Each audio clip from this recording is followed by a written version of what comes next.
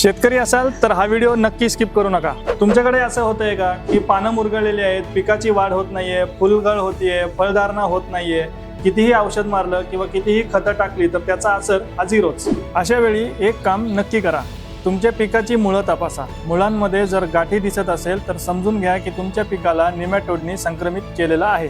ही समस्या वेळेत जर थांबवली नाही तर उत्पादनात खूप घट होते।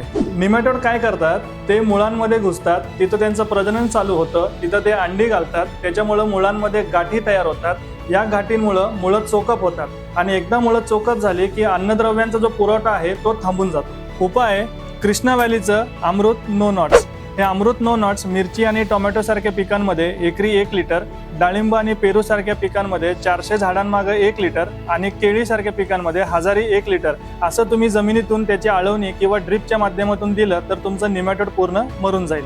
अमृत नो नॉट्स वापरा आणि निमॅटोडला अजिबात घाबरू नका।